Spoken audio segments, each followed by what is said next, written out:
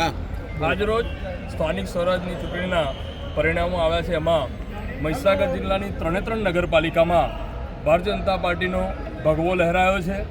એમાં પણ ખાસ કરીને લુણા નગરપાલિકા જે છેલ્લા 10 વર્ષથી કોંગ્રેસનું શાસન હતું, એમાં પણ આજે લુણા નગરના જનતા જનાર્દને ભારતીય જનતા પાર્ટીને પ્રચંડ બહુમતી આલી નરેન્દ્રભાઈ મોદી સાહેબ, રાજ્યના મુખ્યમંત્રી સન્માનીય ભૂપેન્દ્રભાઈ પટેલ સાહેબ અને આ રાજ્યના પ્રમુખ માનનીય સી આર પાટીલ સાહેબની નેતૃત્વમાં લુણા નગરપાલિકામાં પણ વર્ષો પછી ભારતીય જનતા પાર્ટીનો ભગવો લહેરાયો છે। માટે લુણા નગરના સૌ કાર્યકરોને, ભારતીય જનતા પાર્ટીના સૌ કાર્યકરોને પાર્ટી વતી ખૂબ ખૂબ અભિનંદન પાઠવું છું અને આ તકે વિશ્વાસ પણ વ્યક્ત કરું છું કે લુણા નગરના વિકાસ માટે ભારતીય જનતા પાર્ટી કટિબદ્ધ છે।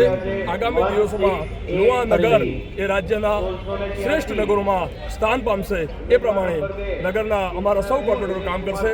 આ ક્ષણે સૌ નગરજનો ફરી એકવાર ભારતીય જનતા પાર્ટી વતી પણ સૌ નગરજનો આભાર માનીએ છીએ।